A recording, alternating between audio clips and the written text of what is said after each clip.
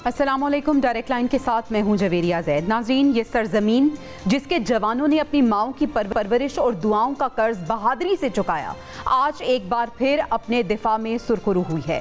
पाक अफगान सरहद पर दुश्मन ने वार किया, मगर जवाब वो पाया जिसने तारीख में नई लकीरें खींच दी हैं। अफगान तालिबान, फितना उल ख्वारिज और फितना उल हिंदुस्तान की अगर हम बात करें तो मुश्तरका तौर पर उनकी जारहियत को पाकिस्तान ने ना सिर्फ पसपा किया बल्कि दुश्मन के ख्वाबों, ढांचों और मंसूबों को वहीं खाक में मिला दिया जहां से वो उठे थे। दफ्तर खारजा के दो टोक अल्फाज पूरी दुनिया ने सुने कि हम मजीद इश्तियाल अंगेजी का डट कर और मौसर जवाब देंगे। ये सिर्फ ऐलान नहीं, अज़्म का ऐलान नामा था। उबूरी तालिबान हुकूमत को पैगाम मिल चुका कि पाकिस्तान अब खामोश तमाशाई नहीं रहेगा, वो हर उस हाथ को काट देगा जो उसकी सरजमीन की तरफ मैली नजर से देखेगा।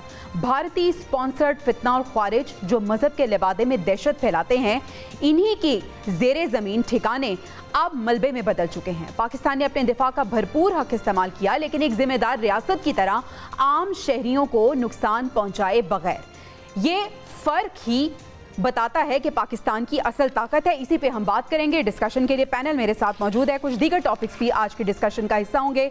मैं तारुफ करा दी, जौहर सलीम साहब हमारे साथ मौजूद होंगे, ब्रिगेडियर रिटायर्ड हारिस नवाज साहब, और इसके साथ साथ डॉक्टर शाजिया अनवर चीमा साहिबा आयर एक्सपर्ट हमारे साथ होंगी। जौहर सलीम साहब जो एक्स फॉरेन सेक्रेटरी हैं, उन्होंने हमें ज्वाइन किया है। जौहर साहब, thank you so much for your time. Sir, बताइएगा, ये जो जारहियत की गई है अफगान फोर्सेस की जानिब से बिला इश्तियाल जा रही है, जिसका पाकिस्तान ने मुंह तोड़ जवाब दिया है, इसकी टाइमिंग को किस तरह से आप देखते हैं? और पाकिस्तान ने जो जवाब दिया है, भारत की तरह अफगानिस्तान भी इसको याद रखेगा? जी बिल्कुल, हमने तो बहुत ही बिफिटिंग जो है रिस्पॉन्स दिया है, बिल्कुल जिस तरह इंडिया को दिया था। जो अहम चीज़ है वो ये है कि देखिए, इसकी टाइमिंग जो है वो ऐसी है कि इसमें कुछ अर्सा कबल ही वहाँ पे इंडिया के डेलीगेशन जाना शुरू हुए अफगानिस्तान में।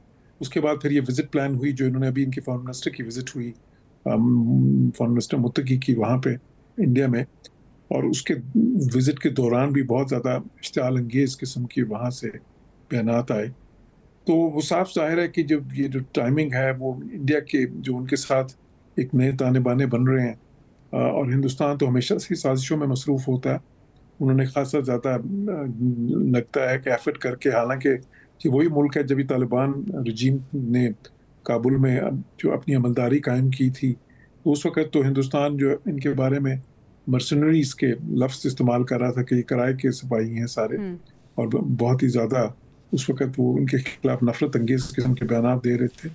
लेकिन अभी वो जो है उन्होंने देखें वही अपनी चनाकिया जो आइडियोलॉजी है, वो डिसेप्शन की जो डिप्लोमेसी है उसको इस्तेमाल करते हुए अभी उनको एक अपने दाम में उतारा है और इस्तेमाल करना चाहते हैं उनको पाकिस्तान के खिलाफ, जो पहले भी माजी में भी करते रहे हैं। वो ये अशरफ गनी की हुकूमत के दौरान भी हमने देखा, उससे पहले हामिद करज़ाई की हुकूमत के दौरान भी।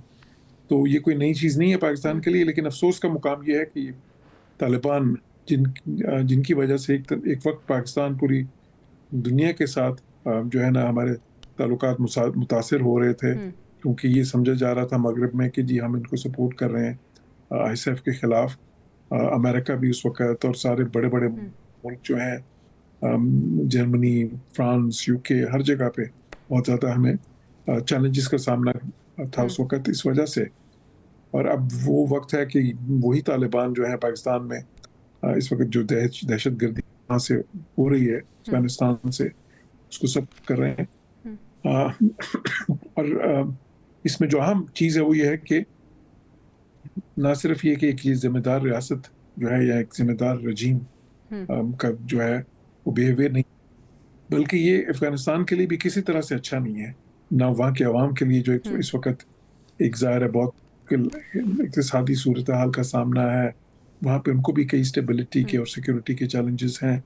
फिर साथ ही साथ उनके जो मुस्तकबिल के बारे में जो उनके मंसूबे हैं कि जी वो कनेक्टिविटी में जो है और वहाँ पे इन्वेस्टमेंट्स लेंगे, तो वो सारे मंसूबे जो है पाकिस्तान की मदद के बगैर, पाकिस्तान की सपोर्ट के बगैर और पाकिस्तान के साथ अच्छे ताल्लुकात रखे बगैर मुमकिन नहीं होंगे, क्योंकि अफगानिस्तान तो एक लैंड लॉक्ड कंट्री है। उनकी सारी तिजारत भी जो है वो तारीखी तौर पर पाकिस्तान के थ्रू ही होती थी।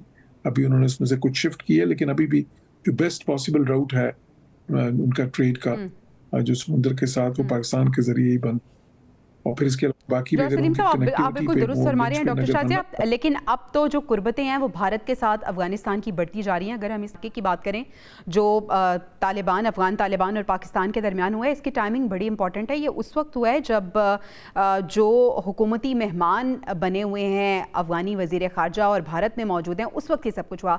इसकी टाइमिंग को और जो कुर्बतें भारत के साथ बढ़ रही हैं अफगानिस्तान की, आप कैसे रीड करती हैं? लेकिन जहाँ तक कुर्बतों का ताल्लुक है, वो जिस तरह आप हिज एक्सीलेंसी फरमा रहे थे कि ये नई नहीं है, और इन कुर्बतों का जो अंजाम है वो भी हमने देखा कि कहाँ बैठा हुआ है अशरफ गनी। सुना है किसी सेंट्रल एशियन स्टेट में कहीं पनाह लेके जो है वो भाग गया। तो ये जड़ों को खोखला करते हैं। इंडिया की ये सबसे बड़ी स्ट्रेटजी ये है कि ये ऑनेस्टी के साथ किसी के साथ भी दोस्ती का हाथ नहीं बढ़ाते।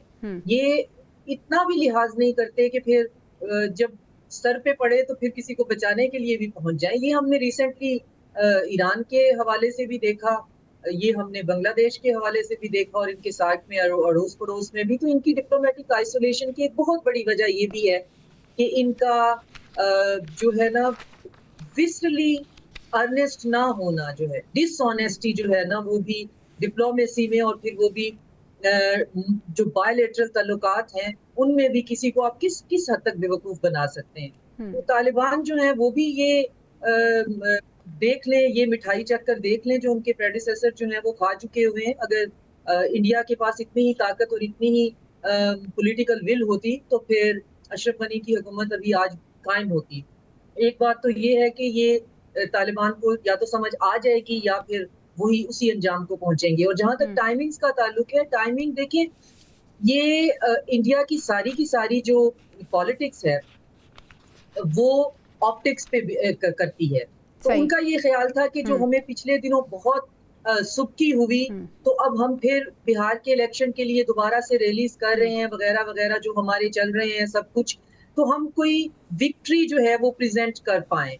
तो वो कहाँ से कर पाए? हम एक और फ्रंट खोल के देखते हैं और वहां पे हम देखते हैं, और फिर हम उसको देखते हैं वो किस तरीके से हम उसे सेल आउट कर पाते हैं कि देखो जी, हमने तो वो तालिबान जो तुमने बनाए, वो तालिबान जो तुम्हारे लिए हैं, वो तालिबान जो भी उनका रेटोरिक है, तो उसके बाद फिर हम मार्केट में ये सेल करें कि देखिए जी, हमने तालिबान भी हमारे साथ हैं। और तालिबान जो है वो उनके सामने ऐसे हैं जैसे बंदर तमाशा दिखाने वाला होता है। वहां जाके ना उनकी शरीयत है जिसके ऊपर जो है वो वहां पे शरीयत के नाम पर उनकी हुकूमत है, बिल्कुल ऐसे ही है। ना वहां पे उनका कोई पर्दे का उनको प्रॉब्लम है, ना वहां पे उनको कोई मुसलमानों के साथ होने वाला जो है नारवा सलूक, उसके साथ एक कोई ऐसी प्रॉब्लम है। हिंदू इंतहा पसंद हुकूमत के मेहमान इस वक्त बने हुए हैं अफगान तालिबान जो उबूरी हुकूमत के वजीर खारजा हैं, जो कि हम देखते हैं कि जो इस्लाम दुश्मनी है और मसाजिद को शहीद करना उसको प्रमोट करते हैं। जौहर साहब, अगर हम पाकिस्तान बात करें, पाकिस्तान ने ना सिर्फ अफगानिस्तान को कई सालों तक होस्ट किया और कोशिश की कि अफगानिस्तान के साथ हमारे अच्छे ताल्लुकात रहें, बल्कि अभी रिसेंटली हमारे अमेरिका के साथ बहुत अच्छे ताल्लुकात हैं, ट्रंप के साथ बहुत अच्छे ताल्लुकात हैं। लेकिन ट्रंप ने जब अपनी ख्वाहिश का इजहार किया कि बगराम एयरबेस पे वो अपना तसल्लुत चाहते हैं, तो पाकिस्तान ने अफगानिस्तान को सपोर्ट किया। बजाय इसके कि इस्लामाबाद के साथ अपने सिफारती ताल्लुकात बेहतर करे अफगान उबूरी हुकूमत, उसने भारत का साथ दे दिया। जी बिल्कुल, ये जो है इसीलिए तो ये कोई वाइज पॉलिसी नहीं है। बिकॉज देखें, इंडिया के साथ ना ही उनका कोई बॉर्डर है, ना कोई उनकी उस किस्म की कोई ट्रेड है कभी, ना तारीखी तौर पे उस तरह के रवाबत हैं, ना कोई मजहबी जो है ज़ाहिर एक हार्मनी है या अफिनिटी है, ना ही जो हमारे साथ। तो फिर उनका देखें, इधर भी पश्तून है, उधर भी पश्तून है, तो बहुत ही ज़्यादा कल्चरली भी इतने लिंकेजेस हैं।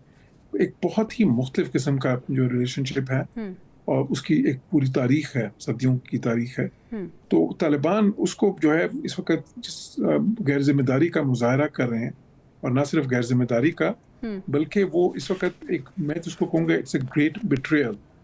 ये एक बहुत बड़ा बिट्रेयल है इस वक्त जो है ना, जो वो पाकिस्तान के साथ कर रहे हैं, और उसमें उनका कोई भला नहीं है बस। और जिस पे वो तकिया कर रहे हैं, वो एक ऐसा मुल्क है जिसने कभी किसी को फ़ायदा नहीं पहुँचाया, ख़ुसूसन जो है मुसलमानों को, तो जिसकी पूरी आइडियोलॉजी बेस्ड करती है मुसलमानों के खिलाफ जो है ना नफरत पे।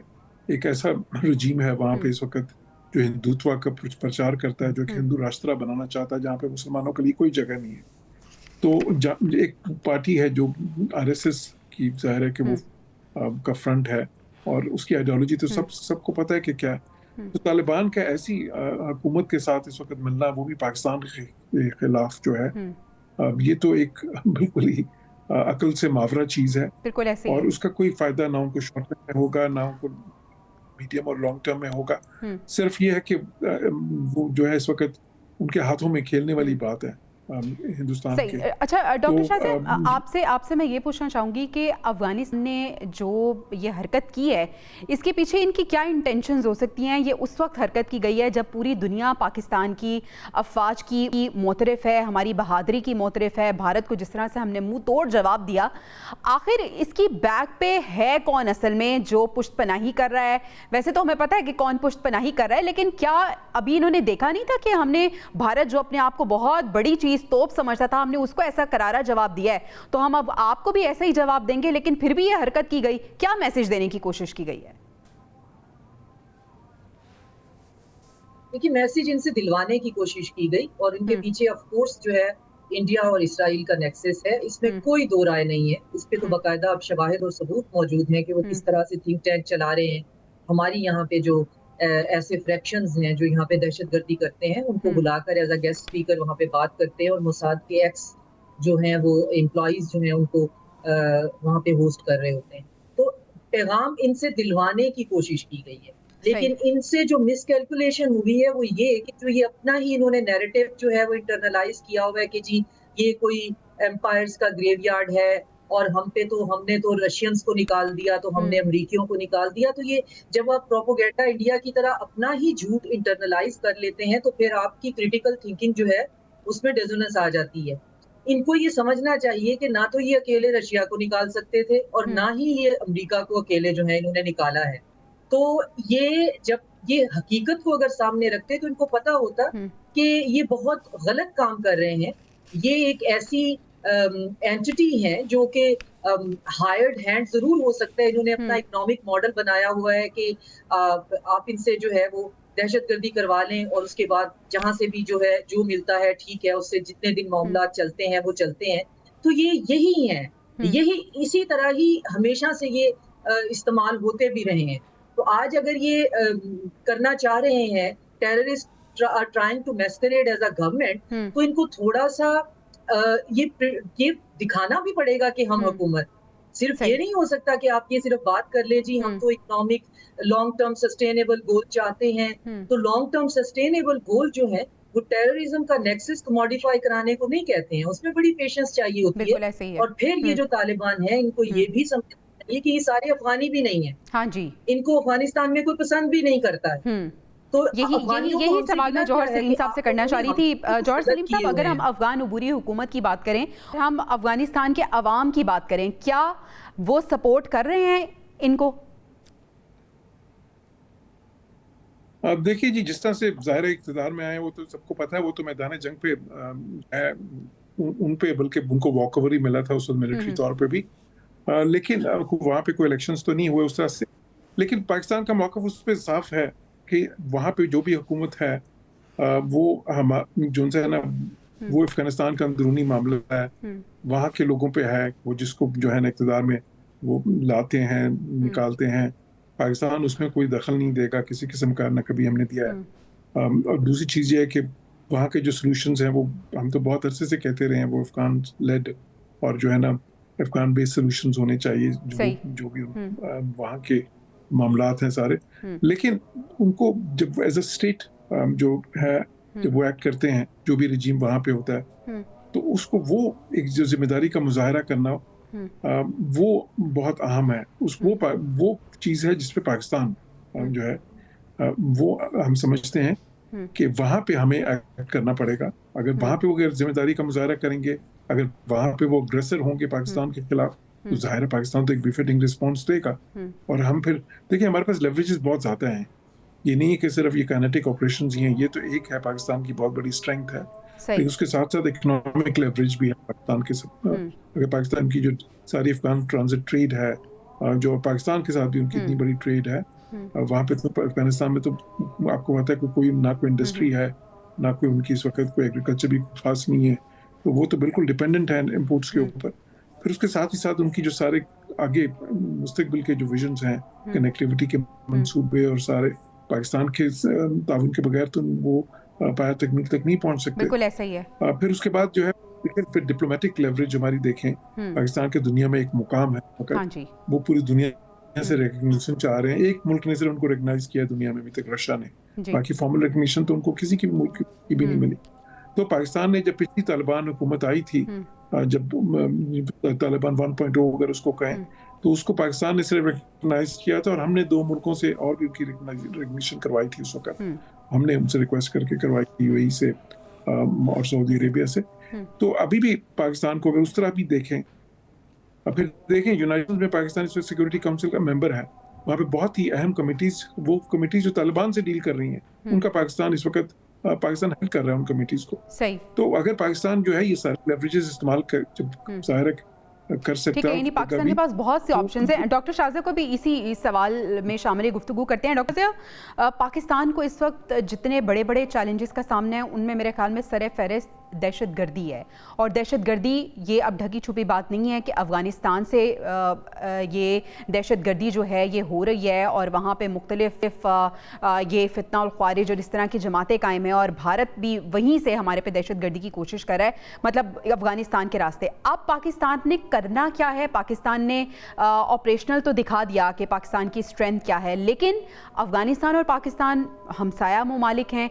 अब बेहतर करने के लिए हालात कौन सी ऑप्शंस हैं जो अवेल करने की ज़रूरत है, और अफ़गानिस्तान कब समझेगा?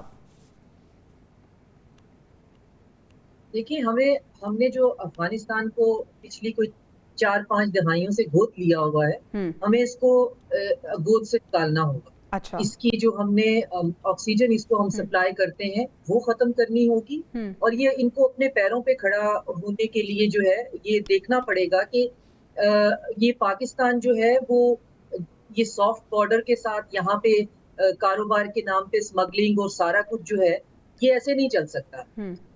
हम ये सिर्फ इसलिए करते हैं क्योंकि अफगान जो सिविलियन है हमारा, उनके लिए बहुत सॉफ्ट कॉर्नर है, और हम हमेशा से समझते हैं कि वो एक लैंडलॉक कंट्री है, और सेंट्रल एशियन कंट्रीज जो हैं वो इनसे बेतहाशा जो है इनको नापसंद करते हैं, जो जिनके बॉर्डर्स इनके साथ हैं, और यही सूरत हाल ईरान की भी है। तो वो तो इनको उस तरफ भटकने भी नहीं देते हैं। उनके पास तो बड़े सिनिकल किस्म के मुहावरे हैं कि एक उज़्बेक कहावत है कि अगर अफगानिस्तान की तरफ से कबूतर भी आ जाए तो उसे जला दो, उसे पकाकर खाना नहीं है। तो ये इनकी बहुत बहुत हिस्टोरिकल किस्म की इनकी आपस में नफरत है।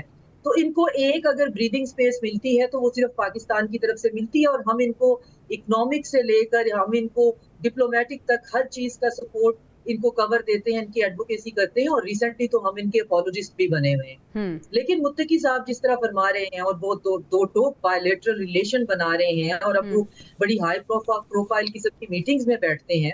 अब वो सिर्फ दोहा में एक टेररिस्ट ऑर्गेनाइजेशन की तरह बैठकर बात नहीं करते हैं, अब वो बताते हैं जी उनके फ्यूचर के मंसूबे कैसे हैं। वो कहते हैं जी कितनी बेहतरीन उनकी हुकूमत है, अफगानिस्तान का चपा चपा उनके कंट्रोल में है, अमन वहाँ पे है, दूध और शहद की नहरें बह रही हैं, मंसूबों पे अमल दरामद हो रहा है। और पाकिस्तान को कहते हैं कि पाकिस्तान को चाहिए कि वो अपना हाउस इन ऑर्डर करे।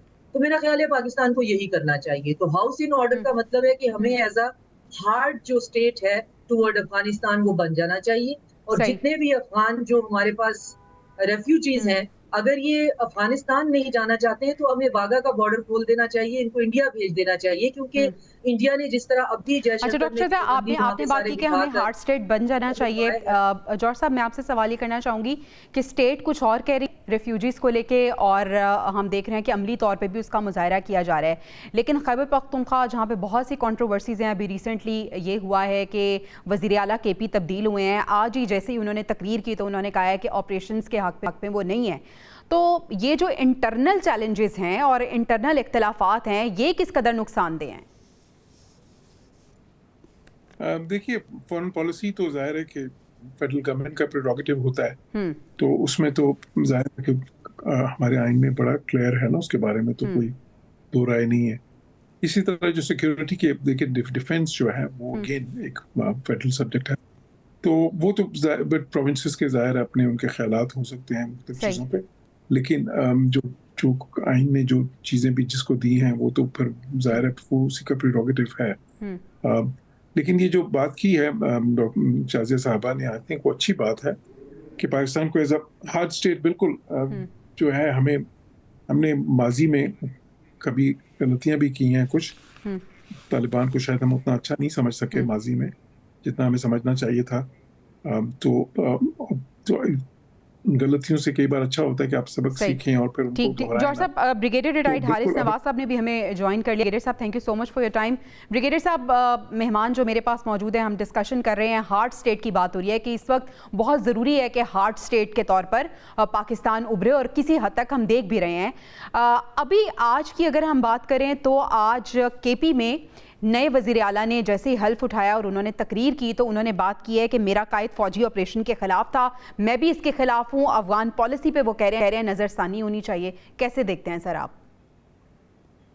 मुझे समझ नहीं आती है कि कितने अफसोस की बात है कि वो फौजी जो आप स्टेट के खिलाफ, स्टेट की रिट को चैलेंज कर रहे हैं, स्टेट के खिलाफ हथियार उठा रहे हैं, अपनी सिक्योरिटी फोर्सेस के साथ हथियार उठा रहे हैं, अपने सिक्योरिटी फोर्स को शहीद कर रहे हैं, हमारे पश्तून भाइयों को शहीद कर रहे हैं, उनकी जान और माल को नुकसान पहुंचा रहे हैं।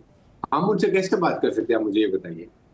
या तो वो कहे जी हम हथियार डाल रहे हैं, पाकिस्तान आइन कानून को मानते हैं, हम बात कर जाते हैं, yes we are going to talk to them. But otherwise तो हम किसी हालत पर दैट शोज के स्टेट इज वेरी वीक। और हम अगर इंडिया की इतनी बड़ी फौज को जो है वो 6 से 8 घंटे में घुटनों पे गिरा सकते हैं, मुंह काला कर सकते हैं इनकी लीडरशिप का जी, और इनकी जो हजीमत हुई है, या कि आपका क्या मतलब हम इनको सॉल्व नहीं कर सकते बॉर्डर के ऊपर। बात ये कि दे मस्ट अंडरस्टैंड कि स्टेट के ग्रिड को कोई चैलेंज नहीं कर सकता। आपने करना है, केपी के गवर्नमेंट में सबसे ज्यादा ये 70% ऑपरेशन यहाँ पर हो रहे हैं।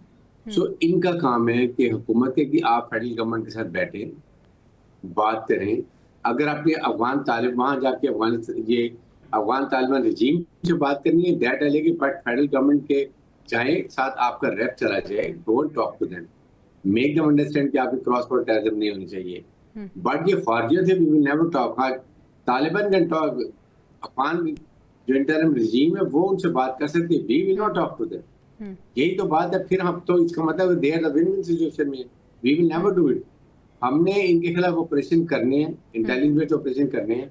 हुकूमत ने, डीजीएसपी ने बड़ा क्लियर बता दिया है, जो सहूलतकारी कर रहे हैं, जिनके पास वो ठहरते हैं, जिनका वो उनकी सहूलत मदद करते हैं, टारगेट एक्विजिशन में मदद बिल्कुल करते ऐसे ही है, उनके खिलाफ भी स्टेट बड़ी सख्त अब कार्रवाई करने में लगी। Now we are a hard state. हमारा स्ट्रक्चर दुनिया में मार के हक के बाद आसमान पे चला गया। दुनिया रिकग्नाइज करती है कि पाकिस्तान मुसल्लह फौज बैटल हार्डन और बहुत ही एक तगड़ी लड़ाका फौज है। नंबर 2, उनका chief army staff field marshal Asim Munir is one of the best commander इस वक्त वर्ल्ड में। जिस तरीके से उन्होंने कौम को इकट्ठा किया और इतने बड़े दुश्मन का मुकाबला किया, इसलिए we don't have to be apologetic। अच्छा ब्रिगेडियर साहब, यही बात हम प्रोग्राम के शुरू में भी कर रहे थे कि पाकिस्तान जिसका पूरी दुनिया जो है वो पाकिस्तानी फ़ौज की बहादुरी की मोतरफ भी है, अफगानिस्तान ने ये जो हरकत की है इसके पीछे इनका क्या ऑब्जेक्टिव हो सकता है? अभी उन्होंने देखा कि मार्का हक में किस तरह से हमने भारत को जवाब दिया, पूरी दुनिया हमारी मोतरफ है, तारीफ़ कर रही है, लेकिन फिर ये इश्तियाल अंगेज़ी, ये जारहियत, इसका क्या मतलब हो सकता है? देखिए, इनको समझ नहीं आ रही है कि इंडिया इनको उकसा रहा है, मिस यूज कर रहा है, मिस हैंडल कर रहा है। वहां बैठ के इंडियन को क्या सपोर्ट कर सकते, मैक्सिमम कुछ टके दे देगा तो वहां डेवलपमेंट कर देगा। पाकिस्तान के नॉट डू।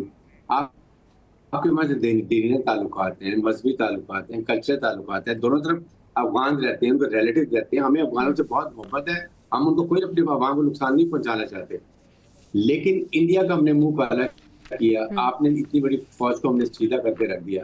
आपकी ना फौज है, अनट्रेन्ड लोग हैं, सिविल बंच है आपके पास, क्या इनको हम सॉल्व नहीं कर सकते? जो आपने अटैक करने की कोशिश की है, व्हाट इज गेन? 200 लोग मरवा लिए तालिबान भी और फौजी भी, 22 पोस्टों पे कब्जा कर लिया, ठिकाने आपके सारे टेररिस्ट के, दहशतगर्दों के खत्म कर दिए। अभी तो इनके कमांडर के पीछे हम लगे होंगे, इनके कमांडरों को दाइश के और फौजियों के मारेंगे ताकि इनका कमांड लेवल भी खत्म हो जाए। बिल्कुल ऐसे ही तो है। आपने अपना मुंह काला कराया, व्हाट आर यू गेन? इसलिए मैं ये कह रहा हूँ, इनको अभी भी समझ आ रही। आज हम अगर इनकी लॉजिस्टिक्स बंद कर दें, और हम इनको अफगान प्रेसिडेंट का बंद कर दें, what will happen? Just imagine, we don't want any problem for Afghan, हमारे जो वहाँ भाई रहते हैं। बिल्कुल ऐसे हम ये अब भी अफगान अवाम के लिए अपने दिल में मोहब्बत रखते हैं, और हम बात कर रहे थे कि अबूरी जो सेटअप है, जो अफगानी अवाम है वो भी उनको पसंद नहीं करी और उनको सपोर्ट नहीं करी है। नाज़रीन, अभी हमें ब्रेक पर जाना है। ब्रेक के बाद जब हम वापस आएंगे तो बात करेंगे गजा जंगबंदी माहिदे के लिए इस तकरीब के लिए वज़ीर आज़म शहबाज शरीफ भी मिस्र में मौजूद हैं। मज़ीद इससे हवाले से मज़ीद क्या अपडेट्स हैं वो भी जानेंगे और पैनल से उनकी राय भी जानेंगे। ब्रेक के बाद stay with us. Welcome back नाज़रीन। बदलते हुए आलमी मंजरनामे की अब बात करते हैं। ये मशरिक़े वुस्ता की सूरत हाल है जो हम आपको बता रहे हैं। वो लम्हा है जिसे नस्लें याद रखेंगी और जंग जली हुई सरजमीन पर पहली बार अमन के कागज़ पर दस्तखत होने जा रहे हैं। वज़ीर आज़म शहबाज शरीफ की बात करें तो वो भी तकरीब में शिरकत के लिए मिस्र पहुंच चुके हैं, मगर दूसरी तरफ नेतन्याहू की ढिठाई अब भी जिंदा है। वो कहता है कि फ़ौजी कार्रवाई ख़त्म नहीं होगी। अगर ऐसा ही है तो फिर आखिर अमन कहाँ है, जबकि अमरीकी सदर इसराइली पार्लियामेंट में खड़े होकर ये कह रहे हैं कि वक्त आ गया है कि इसराइल और फ़लस्तीन मिलकर एक नए दौर का आगाज़ करें। सवाल यहाँ पे पैनल से ये रखेंगे कि क्या ये वाकई अमन की सुबह है या एक नया सियासी फरेब है। ब्रिगेडियर साहब, आगाज़ आपसे करना चाहूँगी। आज गजा माहिदे पर दस्तखत की तकरीब है, वज़ीर आज़म साहब मिस्र पहुँच चुके हैं। आप कैसे देख रहे हैं, अमन की सुबह तुलू होने वाली है या एक ये नया सियासी फरेब है? आज आपने देखा होगा कि इसराइली पार्लियामेंट में ट्रंप साहब की जो गुफ्तगू थी वो क्या पैगाम दे रही है और नेतन्याहू जो बात कर रहे हैं वो क्या मैसेज दे रहा है? ट्रम्प ने जो बात की है और नेतन्याहू ने सिर्फ के जी हमारे जो कैदी थे वो रिहा हो गए हैं, देर कम सेफ हमने छुड़ा लिए हैं, और उसके बाद जंगबंदी को उस सब they were not at all happy और ना उन्होंने हमास को डिसआर्म करने की बात की। ये दो चीजों पे ज्यादा एम्फेसिस था। द पॉइंट जो वहाँ अब ममालिक बैठे हुए हैं जिनके होते हुए ये सारा कुछ हुआ था, जिन्होंने एक मुसवदा पेश किया था, they have to ensure Israel वहां से इंखलाब करे, नंबर 1। नंबर 2 कि वहां पर अब इंडिया दोबारा ये इजराइल ना वहां पर ग्राउंड फोर्स से लेके जाएगा ना एयर अटैक करेगा, ताकि वो लोग सुख का चैन ले सके। एक दफा भी मैंने रिग्रेट नहीं सुना ट्रम्प से कि जी ये जाओ जो वहाँ जुल्म पर बड़े हुआ है। आपने 40-50 कैदियों के लिए आपने 80,000 के करीब सिविलियन, इनोसेंट सिविलियन, बच्चे, बूढ़े, औरतें आपने मार दी, पूरा इंफ्रास्ट्रक्चर तबाह कर दिया। द पर्पस बात के इसको अनलिवेबल बना दो ताकि ये यहाँ से चले गए। वो इतने रेजिलियंट कौम है, उन्होंने जो नुकसान उठा दिया, they did not left this place, और अभी भी वो वापस आ रहे हैं। आप ये देखें, इसलिए ये अरब ममालिक की जिम्मेदारी है कि इंश्योर करें जो उस पर बातें लिखी हुई हैं उसको प्रॉपर तरीके से साथ गारंटर के साथ बैठ के इसको एंडोर्स किया जाए कि इनखला इजराइल का, उसके बाद Palestine authority, board of peace work करे, और जो फोर्स वहां पर जानी है फोर्स कराने के लिए that should be there always, ताकि उसके बाद जो है वो उसकी बात की जाए हमास की कि उसको डिसन जब करे ये फोर्स आ जाए और वहां पर प्रॉपर जंगबंदी होके इंश्योर होके जब लोग वापस आ रहे हैं और वहां पर बिला रोको टोक अपना काम करें, दैट इज द टाइम। अगर इससे पहले करेंगे, इजराइल की नीयत खराब है, आई एम टेलिंग यू, वो यहाँ पर पैलेस्टाइन स्टेट नहीं बनने देगा, और ना उन्होंने इसका जिक्र किया। बिल्कुल सबसे बड़ी कमजोरी हमारी अरब ममालिक की बात है कि उन्होंने इसको जिक्र नहीं किया। ठीक है डॉक्टर शाह साहब, आज पार्लियामेंट में जब ट्रंप ने खिताब किया तो बात की है कि इसराइल ने वो सब कुछ जीत लिया है जो ताकत के बल पर जीता जा सकता था। आपको लगता है कि जो ऑब्जेक्टिव्स इसराइल के थे वो उसने हासिल कर लिए हैं? मैंने उनकी तकरीर को 2 दफा बहुत गौर से सुना है। मुझे ऐसा जेस्चर नहीं मिला कि उन्होंने किसी जीत की बात की है। बड़ी ही लिपटी हुई सी बात है जिसमें फलस्तीनियों की भी बात हो रही है, मुसलमानों और यहूदियों और ईसाइयों के इकट्ठे रहने की बात हो रही है, लेकिन ये डिल्यूजन हमें ही है कि शायद वो हमारे लिए आवाज उठाएंगे या हमारे लिए बोलेंगे। वो तो अलल ऐलान कहते हैं कि हम इसराइल के साथ खड़े हुए हैं, और साथ में उन्होंने ये भी कह दिया कि इसराइल के पास अब इस वक्त और कोई चारा नहीं था। इतनी डिप्लोमेटिक आइसोलेशन और इतनी अपनी जो पीआर इनकी बर्बाद हो गई है, तो इसकी एग्जिस्टेंस को खतरा था, लिहाजा हमने इसको एक नैरो पैसेज दिया है जो इसराइल को समझना चाहिए, इसराइलियों को भी समझना चाहिए, प्लस नेतन्याहू को कोई सेफ्टी नेट भी प्रोवाइड किया जा रहा है ताकि उसकी कोलिशन गवर्नमेंट जो है वो ना खत्म हो।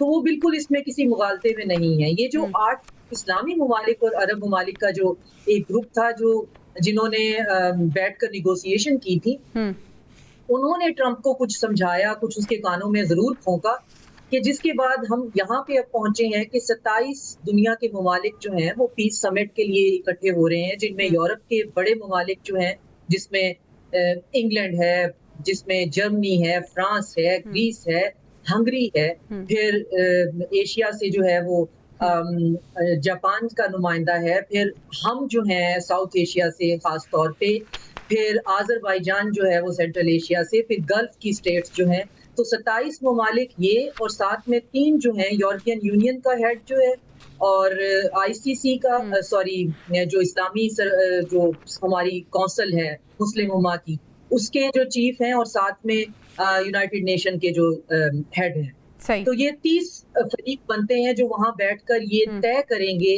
कि अब अगर फलस्तीन की रियासत, तो at the end of the tunnel अभी खुलकर कोई बात नहीं कर रहा, लेकिन बहरहाल फलस्तीनी एक हकीकत है, और फलस्तीनियों को खत्म करना या उनकी एथनिक क्लिंजिंग करना एक ऐसा काला धब्बा है जिसको ये ब्रॉडर वेस्ट और खास तौर पे ये न्यो लिबरल और ग्लोबलिस्ट जो हैं वो नहीं उठा पाएंगे। इनकी अपनी societies within themselves explode हो जाएंगी, जो कि उन्होंने इसका इंडिया देख भी लिया है। तो अब वहां बैठकर गारंटीज तय होंगी, और साथ में ये तय होगा कि कौन रिकंस्ट्रक्शन के लिए फंडिंग देगा और कौन जो है वो फोर्सेस प्रोवाइड करेगा। ब्रिगेडियर साहब, ये गारंटीज तय होना कितना जरूरी है, क्योंकि हमने देखा कि इस मुआहदे के बाद जब अनाउंसमेंट हो गई कि सीज फायर हो गया, उसके बाद भी इसराइली हिमायत याफ्ता गैंग ने मारूफ सहाफ़ी सोलेह अल जाफरी जो है उनको कत्ल कर दिया, शहीद कर दिया, तो ये गारंटीज लेना कितना ज़रूरी है, और आपको लगता है कि गारंटीज के बाद भी उस पर ये मनोअन अमल करेंगे? देखिए, गारंटी अगर दे भी देंगे, Israel will keep killing Palestine. पहले भी तो जब जंगबंदी होती है अक्सा में, मस्जिद अक्सा में क्या करते हैं, बच्चों को उनको स्ट्रैंगुलेट करके मार देते हैं। They are the enemy of Muslim Palestine. इसलिए जब तक अरब ममालिक और इस्लामिक ममालिक खड़े इकट्ठे नहीं होंगे, यूनिटी नहीं बनाएंगे, दे विल नॉट शो दुनिया देयर स्ट्रेंथ वर्ल्ड को। जैसे कि आपने दोहा में जब ये इकट्ठे हुए तो उन्होंने अपनी कमजोरी दिखा दी, उससे इजराइल और स्ट्रांग हो गया। अगर वहां पर ये खड़े हो जाते और इकोनॉमिक सैंक्शन अरब ममालिक लगा देते तो the job was done.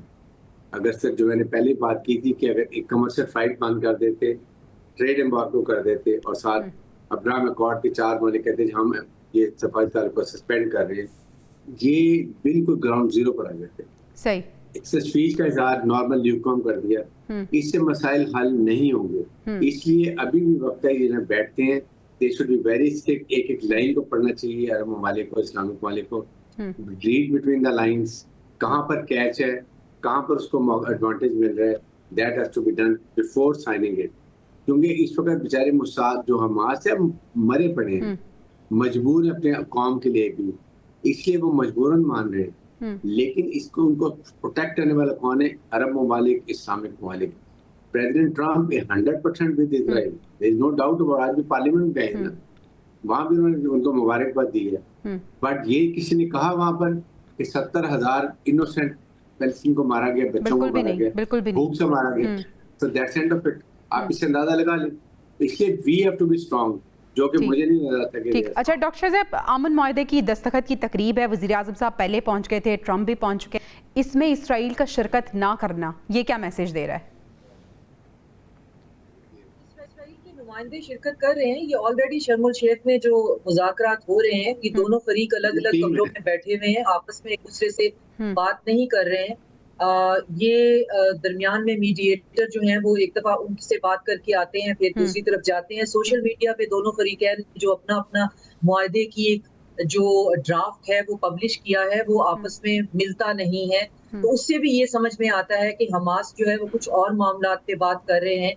Hamas और खासतौर पे पैलेस्टीनियन रेजिस्टेंस जो है, इस्लामिक जहाद है, और महमूद अब्बास भी वहाँ पे हैं, और इसराइली जो है वो कुछ और कर रहे हैं, और दरमियान में मीडिएट करने वाले जो हैं वो कुछ और कर रहे हैं। तो फिलहाल हमारी सिचुएशन ये है कि हम एक जेनोसाइड बहरहाल रुकवाना चाहते हैं। एक और दिन अगर हमें मिल जाए, थोड़ी सी ब्रीदिंग स्पेस मिल जाए, क्योंकि ये तो समझ में आ गया कि फलस्तीनियों के साथ कोई खड़ा हुआ नहीं है, ना कोई अपना ना कोई पराया। तो अगर उनको सिर्फ ब्रीदिंग स्पेस मिलती है तो मेरा ख्याल है कि ये भी उनके लिए एक बहुत बड़ी बात है, जिसका कि वो खैर मकदम भी कर रहे हैं। वहाँ पे हैवी मशीनरी आना शुरू हो गई है, सामान आना शुरू हो गया है। और दूसरा, हमारे नाजरीन को ये भी बहुत उनके लिए इम्पोर्टेंट है ये समझना कि ऐसा कोई एग्रीमेंट अभी तक नहीं मौजूद है जिसकी बुनियाद पे हम ये कह सकें कि क्या तय पाया है।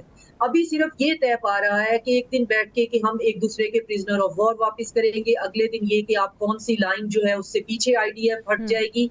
तो ये मरहलावार चलना है। और अब ये देखना है कि अब ये 27 और ये 30 पार्टीज दुनिया की बैठकर अगर किसी डॉक्यूमेंट पे दस्तखत करती हैं तो वो क्या होता है और वो किस तरफ टिल्ट कर रहा होता है, और उसमें कौन गिव एंड टेक क्या हो रहा होता है, उसमें कौन जीतता है या हारता है, उसमें इंसानियत जीतती है या इंसानियत हार जाती है। और कॉम्प्रोमाइजेस तो दोनों साइडों को बहरहाल करने हैं। सही। लेकिन इजराइल के लिए सबसे बड़ी शिकस्त ये है कि वो ना तो एथनिक क्लिंजिंग कर सका है, ना वो जेनोसाइड जो है वो कंप्लीट कर सका है। और फलस्तीनी वही उन्हीं रुइंस में दोबारा मौजूद हैं और वो वही रहेंगे, और यही उनकी रेजिलियंस है। और इसी ने उनको अच्छा, यही वजह है ब्रिगेडियर साहब के नेतन्याहू के जो अल्फाज हैं वो ये हैं कि हमें अभी भी खतरा है इनसे। साथ ही साथ वो ये भी कहते हैं कि बड़े सिक्योरिटी चैलेंजेस अभी बाकी हैं। तो क्या अभी तक वो उसी जोन में हैं जिस जोन में वो इस मुआहदे से पहले या इस बातचीत से पहले थे, उसी उन जोन में अभी भी मौजूद हैं? ये 3 टारगेट थे, तीनों में नाकाम हो गई। नंबर 1 टारगेट कि हमास को हमेशा के लिए खत्म कर देंगे, दे मिजरेबली फेल्ड। सही। नंबर 2, अपने प्रिजनर्स को छुड़ा लेंगे, नहीं छुड़ा सके। नंबर 3, पैलेस्टीन को इतना अनलिवेबल एरिया उन्होंने कर दिया कि इनको पुश करके जॉर्डन या मिस्र में या और मुल्कों में पुश कर देंगे। फिर तीनों में फेल हो गई। सही। इसलिए उनको अपने घर में बहुत उसको रेजिस्टेंस है। जब डे ये साइन होगा, नेतन्याहू पकड़ा जाएगा, जेल में जाएगा या कुछ और इसके साथ होगा। तो ये चीजों में तो वो मिजरेबली फेल होगी, इसीलिए वो खुश नहीं है। मजबूरन ट्रम्प ने जोर लगा के कि तुम आइसोलेट हो रहे हो। अभी अमेरिका, ये इंग्लैंड ने भी, फ्रांस ने भी, सब मुल्कों ने उसको एक्सेप्ट करना शुरू कर दिया है। लेकिन अंदर से वो मुमालिक भी अमेरिका के और इजराइल के साथ मिले हुए थे। रिकॉग्नाइज करने से कोई फायदा हुआ क्या? उनकी अट्रॉसिटी खत्म हो गई क्या? उनका फूड मार्केट खत्म हो गया क्या? उन पर बमबारी बंद हो गई? उनके घरों को उड़ाना बंद नहीं। सही। That was only possible। यानी कहना गलत नहीं होगा कि नेतन्याहू अपने तमाम तर मकासद में नाकाम हुए हैं और इस वक्त वो खुश भी मजबूरन इस सीज़ फायर पर दस्तखत भी किए जा रहे हैं। बहुत शुक्रिया ब्रिगेडियर रिटायर्ड हारिस नवाज साहब और डॉक्टर शाज़िया अनवर हमारे साथ मौजूद थी। नाज़रीन, हमें ब्रेक पे जाना है, ब्रेक से वापस आएंगे तो बात करेंगे आखिर ट्रंप को नोबेल इनाम क्यों नहीं मिल सका। Stay with us. नाज़रीन, दुनिया की तारीख में कुछ इनामात ऐसे हैं जो महज एक ट्रॉफी या सर्टिफिकेट नहीं होते, वो इंसानियत के ज़मीर पर कुंदा तमगे होते हैं। नोबेल अमन इनाम इन्हीं में से एक है। ये इनाम उस शख्स या इदारे को दिया जाता है जो दुनिया में जंगों की बजाय मुकालमा, नफरत की बजाय उम्मीद और ताकत की बजाय इंसानियत का पैगाम आम करे। ये कहानी एक साइंसदान से शुरू होती है, अल्फ्रेड नोबेल, जो बारूद के मौजद थे। जब उन्होंने अपनी ज़िंदगी का बेशतर हिस्सा धमाकों के फार्मूले ईजाद करने में गुजारा तो एक दिन उन्हें अखबार में अपनी कबल अज़ वक्त शाया शुदा मौत की खबर पढ़ने को मिली। सुर्खी ये थी कि मौत का सौदागर मर गया। ये जुमला उनके दिल में तीर की तरह लगा। उन्होंने सोचा, अगर दुनिया मुझे एक कातिल के तौर पर याद रखेगी तो मेरी इजादें इंसानियत के किस काम आएंगी। और यूं 1895 में उन्होंने अपनी दौलत का बड़ा हिस्सा एक फ़ंड के तौर पर छोड़ा ताकि हर साल उन अफराद को एजाज़ दिया जाए जो दुनिया को बेहतर, महफूज और ज़्यादा इंसानी बनाए। इस तरह 1901 में पहला नोबेल अमन इनाम दिया गया और तब से हर सदी ने अपने अमन के चेहरे देखे। Martin Luther king junior, Nelson mandala, mother Teresa और मलाला यूसुफजई, ये वो लोग हैं जिन्होंने अपने खून, कैद और कुर्बानी से दुनिया को ये यकीन दिलाया कि अमन मुमकिन है। लेकिन वक्त गुजरने के साथ साथ नोबेल कमेटी के फैसले खुद सवालों के दायरे में आ गए। अब जनाब आते हैं उस शख्स पर जिसने खुद को अमन का सौदागर कहा, यानी अमरीकी सदर डोनाल्ड ट्रंप। अमरीकी सियासत में वो एक तूफान की तरह आए, नंगी सच्चाई, गैर रिवायती अंदाज और एक ताजिर का दिमाग लेकर। उन्होंने कहा कि मैं सियासतदान नहीं, मैं डील मेकर हूँ और दुनिया में अमन भी एक डील है जिसे ताकत, मुनाफे और इज्जत के तवाजुन से हासिल किया जा सकता है। इक़्तिदार में आते ही उन्होंने खुद को अमन का सदर साबित करने की कोशिश की। उनके हामी दावा करते हैं कि ट्रंप ने 7 जंगें रुकवाईं और ये बात मुकम्मल तौर पर झूठ भी नहीं है। ट्रंप को अमन नोबेल इनाम ना मिलने की सबसे बड़ी वजह आपको बताते हैं, वो ये थी कि ट्रंप का मिजाज नोबेल कमेटी चाहती थी कि एक हीरो, मगर ट्रंप हीरो नहीं, शौकिया सियासतदान थे जिनके लबो लहजे में सिफारतकारी नहीं बल्कि जारहियत थी। उन्होंने खुद को अमन का अलंबरदार तो कहा मगर दुनिया को तकसीम भी किया। उन्होंने पेरिस क्लाइमेट माहदे से अलहदगी इख्तियार की जो आलमी ताउन के खिलाफ एक अलामती कदम समझा गया। ईरान न्यूक्लियर डील को ख़त्म करके मशरिक़ वस्ता में अदम इस्तेहकाम पैदा किया। यरूशलेम को इसराइल का दारुल हुकूमत तस्लीम करके फ़लस्तीनियों के ज़ख्मों पर नमक छिड़का और अपने दौर में मुहाजिरीन के खिलाफ सख्त पॉलिसी अपनाई जिसे इंसानियत दुश्मन समझा गया। नोबेल कमेटी के लिए ट्रंप एक दो धारी तलवार थे, अमन के नारे लगाने वाला मगर नफरत की जबान बोलने वाला, वो सदर जिन्होंने अमेरिका फर्स्ट का नारा लगाया मगर इंसानियत को पीछे छोड़ दिया। कुछ तज्जियाकार कहते हैं कि अगर नोबेल इनाम नताइज पर दिया जाता तो ट्रंप इसके बिल्कुल हकदार थे, अगर इनाम किरदार पर दिया जाता तो वो नाअहल थे और कमेटी ने दूसरा रास्ता चुना। ट्रंप के दौर ने एक हकीकत तो वाज़े कर दी कि आज की दुनिया में अमन सिर्फ गोली रुकने का नाम नहीं रहा बल्कि एतमाद की तामीर का नाम है। वो अमन जिसमें नस्ल परस्ती ना हो, मजहबी मुनाफरत ना हो, मौशी जुल्म ना हो, और यही वो जंग है जिसमें ट्रंप नाकाम रहे। और यही नोबेल इनाम का असल फलसफा है कि अमन एक ऐलान नहीं, एक कुर्बानी है और कुर्बानी ट्रंप के पास नहीं थी। नाज़रीन, प्रोग्राम से इजाज़त दीजिए, इंशाल्लाह आपसे कल मुलाकात होगी। अल्लाह निगहबान।